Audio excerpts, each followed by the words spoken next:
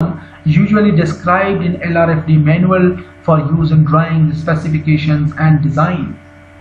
कि जो हम LRFD मैनुअल के हिसाब से तमाम डेजिग्नेशन सिस्टम्स हैं, तमाम स्ट्रक्चरल सेक्शंस को हम डिफरेंट सिस्टम से रिप्रेजेंट कराते हैं, क्योंकि हमने तमाम अपनी स्पेसिफिकेशंस, डिजाइंस एंड ड्राइंग्स वगैरह बनाते हैं, तो हम इन सेक्शंस को एज पर LRFD मैनुअल डिजाइन की जो एब्रीविएशंस हैं उन हिसाब से रिप्रेजेंट कराते हैं। This system has be standardised, और ये स्टैंडर्ड्स या LRFD स्पेसिफिकेशंस इसलिए दिया गया है ताकि जो कंस्ट्रक्शन इंडस्ट्री में हमने फोर्सफुली मजबूर किया हुआ है हर बंदे को, ताकि इन स्टैंडर्ड सजेस्टेड जो आइडेंटिफिकेशंस है वो यूज करनी है even for the purpose of ordering, billing, etc। आप ड्राइंग्स के अंदर ऑर्डर कर रहे हो उस वक्त भी, और जो है वो आपने स्ट्रक्चर के अंदर यूज करना है, तो इसके डिफरेंट जो है वो डेजिग्नेशन सिस्टम्स हैं, उन डेजिग्नेशन सिस्टम को हमने मेमोराइज करना होता है ताकि जो है वो हम इनको इजीली अंडरस्टैंड कर सकें और यूटिलाइज कर सकें। Some of the examples of this abbreviation system basically are AW17 into 117 is a W section approximately 27 inches deep, weighing 114 pound per feet। उसके बाद जो है वो S12 section है, HP basically is a new section, HP12 into 74, it's representing for bearing pile section which is approximately 12 inches deep and weight of 74 pound per feet। तो ये आपके पास designation है डिफरेंट सिस्टम्स की, डिफरेंट जो आपके steel sections हैं उनके हवाले से, जो कि हमने इंडस्ट्री के अंदर यूज करने हैं, और इवन मैन्युफैक्चरिंग जो इंडस्ट्री है वो आपको यही डेजिग्नेशन सिस्टम्स वगैरह उन्होंने फॉलो करके बनाने भी हैं, और आगे जो सप्लायर वगैरह उन्होंने भी बिलिंग, इवन जो उनकी ऑर्डरिंग वगैरह होती है वो भी इन डेजिग्नेशन सिस्टम्स को फॉलो करते हुए हमने ऑर्डर करना है। उसके बाद चैनल सेक्शन है, MC basically is a miscellaneous channel 18 inches deep and weight of 58 pound per feet, which cannot be classified as a C shape because of its dimension। C shape basically is another thing, जिसका section जो है वो C into 10 into 30 है, for example channel जिसका depth जो है वो 10 inch है, और यहाँ पे MC basically is an 18 inches depth. दोनों के अंदर जो है वो खास फर्क है, इस वजह से MC is an another type of channel, C is another type of channel। Now an L6 into 6 into 1/2 is an equal leg angle, क्योंकि दोनों जो लेंथ है वो बेसिकली सेम है। अगर लेंथ आपकी एक 6 थी, एक 8 होती, तो जो है वो हम लॉन्गर लेंथ 6 कंसीडर कर रहे होते, और जो है वो 8 इंच हमारी शॉर्टर साइड हो जाती है, और थिकनेस जो है वो 1/2 इंच हो जाती है। यहाँ पे दोनों लेंथ जो है वो सेम है, इस वजह से हम कंसीडर कर रहे हैं equal leg angle, each length being 6 inches long and 1/2 inch thick. तो ये आपके पास वेरियस स्टील सेक्शंस हैं जिनको इवन जो है वो LRFD स्पेसिफिकेशंस के हिसाब से हम किस तरह से रिप्रेजेंट कराते हैं। स्टैंडर्ड चैनल सेक्शंस हैं, तमाम सेक्शंस के आपके पास डिजायर्ड डायमेंशंस वगैरह गिवन है। C457 into 86 एरिया क्या होता है, इसकी डेप्थ क्या होती है, आप प्रोवाइड करते हो। अगर आपका ये सेक्शन है जिसका आप एरिया ये प्रोवाइड कर सकते हैं, डेप्थ, उसके बाद विड्थ है, थिकनेस ऑफ द सेक्शन है, वेब थिकनेसेस हैं, उसके बाद in X axis and Y axis आप किस तरह से मूव कराते हो। तो ये तमाम डेजिग्नेशंस हैं जो कि जब हम डिजाइन स्टार्ट करेंगे तो इंशाल्लाह ये सारी चीजें जो है वो आप लोगों को क्लियर हो जाएंगी।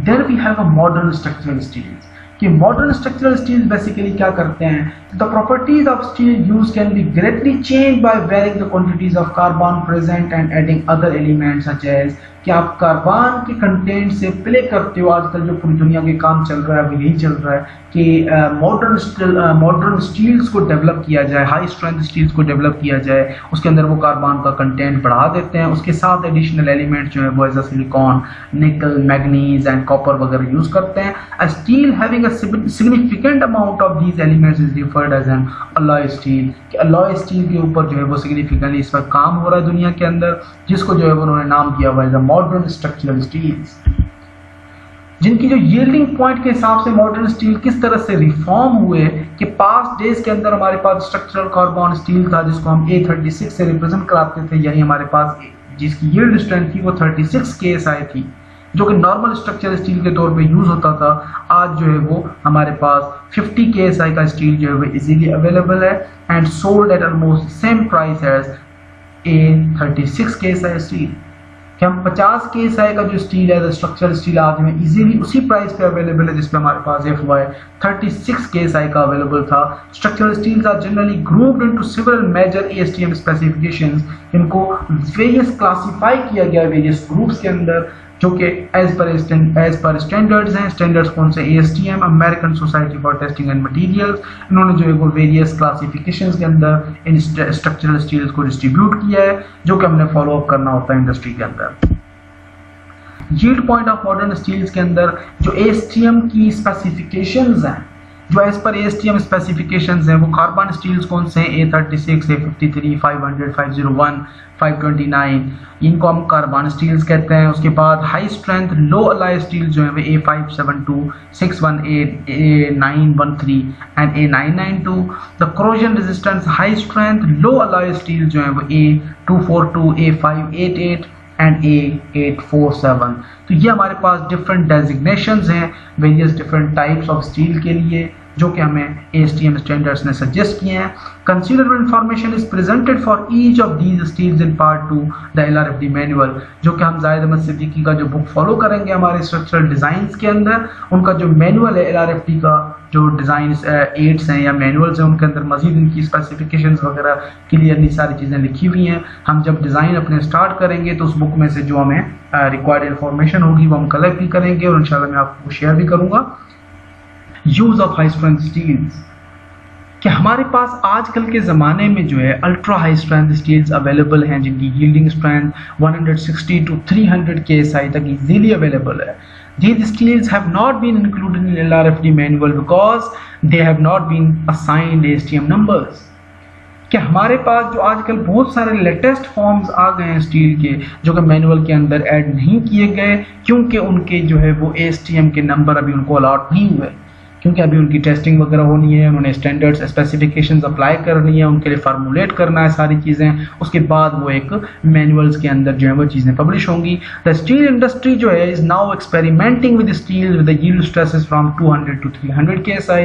तो आजकल हमारे पास काम चल रहे हैं लोगों के, वो डिफरेंट एक्सपेरिमेंट्स वगैरह चल रहे हैं कि स्टील जो है वो अप टू 300 KSI तक जो है वो बनाया जाए यील्ड स्ट्रेस में। It is believe that the steels with 500 KSI yield strength will be made available in few years, कि वो भी आपके पास जो है वो कुछ सालों के अंदर अप टू 500 KSI स्टील जो है वो भी आ जाएगा।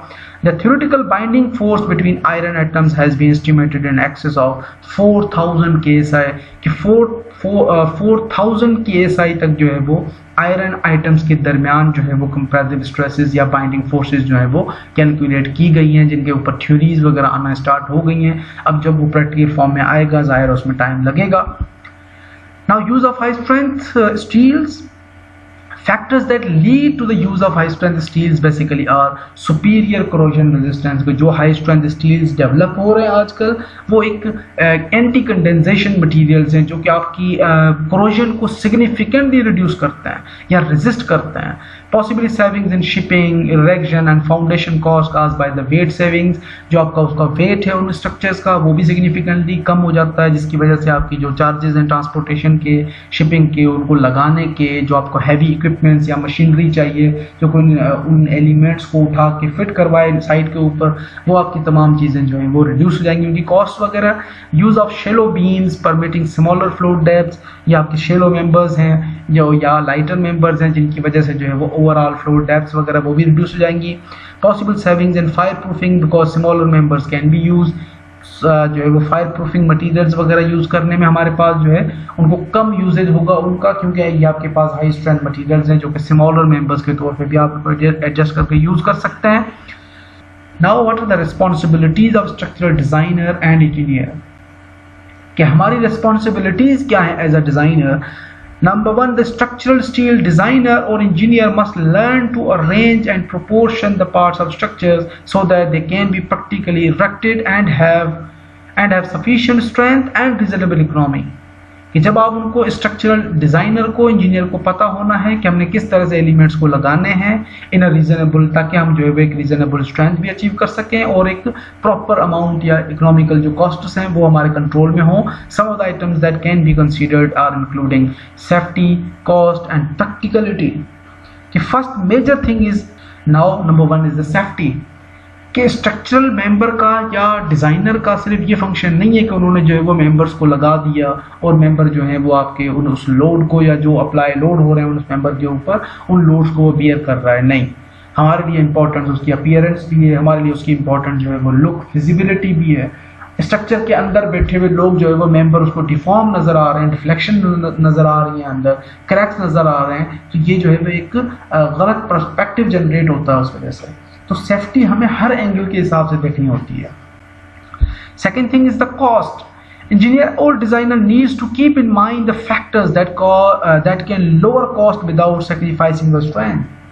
कि हमें पता होना चाहिए कि हम जो है वो स्ट्रेंथ को कंप्रोमाइज किए बगैर हम किस तरह से जो है वो कॉस्ट को रिड्यूस कर सकते हैं। For example use of standard size members, simple connections, etc. हम उन मेंबर्स के अंदर जो है वो हम अपनी एक इकोनॉमिकल पर्सपेक्टिव जो है वहाँ पे रख सकते हैं, लेकिन जो है वो हम मेंबर्स को जो एक मेजर कंपोनेंट्स है उनको हम कम करके या उड़ा के या ख़त्म करके जो है वो हम अपनी वो कॉस्ट वगैरह को रिड्यूस नहीं कर सकते, जिस तरह से नॉर्मली हमारी इंडस्ट्री के अंदर हो रहा है आजकल। Then we have a practicality. Designers and engineers need to understand fabrication methods. उनको fabrication method पता होने चाहिए, किस तरह से कौन सी चीज़ें किस तरह से लगानी है, and should try to fit their work onto the fabrication facilities available. कि वो जो available resources हैं उनको उन्होंने utilize करना है, अच्छी तरीके से चीज़ें बनानी है। The more the designer knows about problems, tolerances and clearances in shop and field, the more probability is that reasonable, practical and economical design will be produce. कि तमाम जो प्रैक्टिकल कंडीशंस हैं उनको उसमें फोकस करना है, उसके बाद जो है वो हमें एक फंक्शनल स्ट्रक्चर या एक प्रॉपर स्ट्रक्चर जो है वो हम डिज़ाइन कर सकते हैं। Now this is the assignment number 2 for this lecture. First of all explain the mechanics of steel structures. Steel structure जो है वो उसकी बेसिक जो मैकेनिक्स है वो बेसिकली किस तरह से काम करती है। In second question, what is rolling and recrystallisation temperature. कि ये रोलिंग एंड रिक्रिस्टलाइजेशन टेम्परेचर क्या होता है, किस तरह से इसका मैकेनिज्म काम करता है। And then explain the methods of rolling of steel and highlight the major differences. कि जो मेथड हैं रोलिंग स्टील के उनको एक्सप्लेन करें और उसके बाद दोनों मेथड्स के दरमियान जो मेजर डिफरेंसेस हैं उनको इलेबोरेट करें। And then final question, elaborate the standard steel shapes in detail. कि जो स्टैंडर्ड स्टील शेप्स हैं जो हम इंडस्ट्री के अंदर यूज़ करते हैं फॉर परचेजिंग पर्पजेज, फॉर जो है वो यूजिंग पर्पजेज, ड्राइंग्स के अंदर स्पेसिफाई कराते हैं, वो हम किस तरह से रिप्रेजेंट कराते हैं, उनको अच्छे तरीके से जो है वो एक्सप्लेन करें। That's all for today. Thank you very much.